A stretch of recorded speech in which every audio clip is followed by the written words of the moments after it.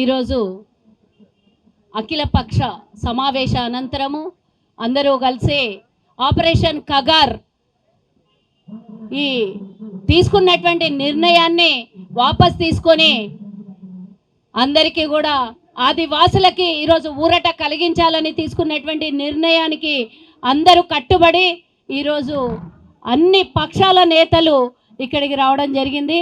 ముఖ్యంగా CPI CPM అందరు నాయకులు కూడా వేదిక మీద ఉన్నారు.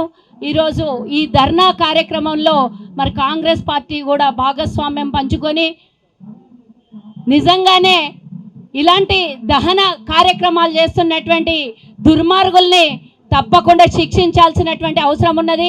ఈ విధంగా ఇబ్బంది పెడుతున్నటువంటి ప్రతి ఒక్కళ్ళు కూడా మనం గమనించి బీజేపీ ప్రభుత్వం కేంద్రంలో చేస్తున్నటువంటి అవినీతినే కాకుండా ఈరోజు అడవుల్లో నివసిస్తున్నటువంటి ఆదివాసులను ఏ విధంగా ఇబ్బంది పెడుతున్నారో రాష్ట్ర ప్రజలకు ఇక్కడి నుంచి మనం కేంద్రంలో ఉన్నటువంటి బీజేపీ పార్టీకి సంకేతం ఇవ్వాల్సిందిగా ఈ సందర్భంగా కోరుకుంటూ వేదిక మీద ఉన్నటువంటి పెద్దలందరూ కూడా నాగేశ్వరరావు గారు అలాగే కోదండరాం గారు వివిధ పార్టీ నాయకులు అందరికీ కూడా నమస్కారం తెలియజేస్తూ ఈరోజు బాధాకరమైనటువంటి సంఘటన నిజంగానే అడవుల్ని కాపాడుతున్నటువంటి ఆదివాసుల్ని ఊచకోత కోస్తున్నటువంటి కేంద్ర ప్రభుత్వానికి నిరసనగా ఈరోజు మనం అందరం గళమెత్తాల్సినటువంటి అవసరం ఉన్నది. ఛత్తీస్గఢ్లో మొన్నటిదాకా కాంగ్రెస్ ప్రభుత్వం ఉండే ఏనాడు కూడా ఆదివాసుల మీద గిరిజనుల మీద ఇలాంటి దౌర్జన్యం చేయలేదు. కానీ ఈరోజు ఛత్తీస్గఢ్లో వాళ్ళ ప్రభుత్వం ఏర్పడడానికి కూడా వాళ్ళు చేసినటువంటి మోసంలో ఎన్నిక జరిగి ఈరోజు ఛత్తీస్గఢ్లో ఉన్నటువంటి ఆదివాసులు అక్కడి నుంచి మన తెలంగాణ వరకు ఉన్నటువంటి ఈ అటవీ ప్రాంతాల్లో నివాసం ఉంటున్నటువంటి ఆదివాసులు ఆనాడు కాంగ్రెస్ ప్రభుత్వము ఇందిరాగాంధీ గారి హయాంలో ఎన్నో మంది పేదలకు గిరిజనులకు ఆదివాసులకు భూమిని చేసుకునే వాడికి భూమిని ఇస్తే ఈరోజు ఉన్న భూమిని లాక్కుంటున్నారు. ఆనాటి ప్రభుత్వం జల్ జంగల్ జమీన్ అని చేసుకునే వాడికి వ్యవసాయం కోసం మరి అడవి ప్రాంతాల్లో నివాసం ఉంటున్నటువంటి ఆదివాసులకు కేటాయించినటువంటి ఈ అడవిని ఈరోజు దుండగుల్లాగా దోచుకొని 600కు పైగా ఈరోజు స్థావరాలను ఏర్పాటు చేసుకొని అంతేకాకుండా 7 లక్షలకు పైగా బలగాలను మోహరించి వందలాది మందిని చంపుతున్నటువంటి వీళ్ళు హెలికాప్టర్ల ద్వారా డ్రోన్ల ద్వారా అడవి ప్రాంతాలలో ఇబ్బంది పెడుతున్నటువంటి ఈ కేంద్ర ప్రభుత్వము వారు ఈరోజు 70 లక్షల టన్నులకు పైగా ఉన్నటువంటి ఖనిజ సంపదను దోచుకోవడం కోసమే ఈ ఆపరేషన్ కగార్ని తీసుకున్నారు. వారు ప్రాధాయపడుతున్నారు మాతో చర్చలు జరపండి అని. కానీ చర్చలు జరపకుండా వాళ్ళని హత్య చేస్తున్నటువంటి మీ దుర్మార్గాల్ని హిందువులని 80% ఉన్నటువంటి హిందువుల మీద మీరు ప్రేమ గారుస్తున్నటువంటి మాటలన్నీ ఇవన్నీ అబద్ధాలే అని ఈరోజు అడవి ప్రాంతాల్లో నివసిస్తున్నటువంటి ఆదివాసాలని చంపుతూ ఉంటే మీరు హిందువులకు ఎక్కడ రక్షణ ఇస్తున్నారు?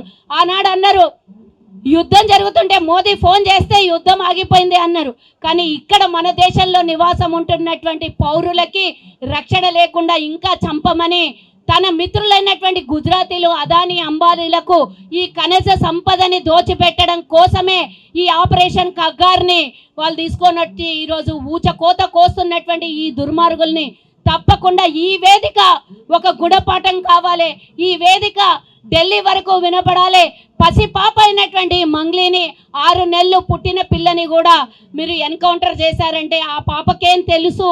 మరి మీరు చేస్తున్నటువంటి దుర్మార్గము ఆ పాపను చంపడమే కాకుండా ఆ రోజు నుంచి జనవరి 1వ తారీఖు వస్తే నూతన సంవత్సరం వచ్చింది అనుకుంటాం. కానీ ఆ నూతన సంవత్సరం రోజే ఈరోజు మీరు ఎన్కౌంటర్ చేసి ఏం సంకేతం ఇచ్చిండ్రు అని అడుగుతున్నా. ఈ వేదిక ద్వారా మేము బీజేపీ ప్రభుత్వాన్ని అమిత్ షాని అందరినీ మేము డిమాండ్ చేస్తున్నాం.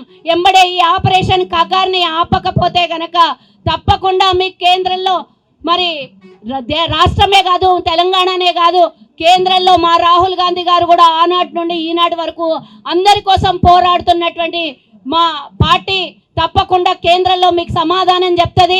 ఇప్పటికే రాహుల్ గాంధీ ప్రశ్నిస్తున్నటువంటి ప్రశ్నలకు మీ దగ్గర సమాధానాలు లేవు. మొన్న కూలిపోయినటువంటి విమానం ఏ విధంగా కూలిపోయిందని ఇప్పటిదాకా సమాధానం చెప్పలేదు. దేశంలో ఉన్న పౌరుల్ని చంపుకుంటూ పోతూ దీనికి రక్షణ లేదు. కానీ 80% ఉన్న హిందువుల మీద మీరు ఎన్నికలు పోతారు, దాని మీద ఓటు సంకేతంతో 80% ఉన్న హిందువుల మీద అడ్డం పెట్టుకొని గెలుస్తారు.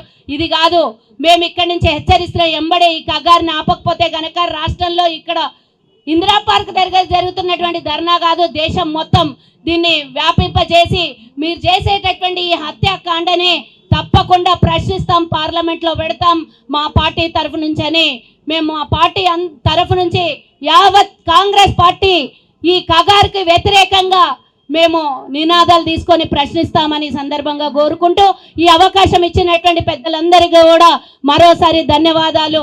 జై హింద్.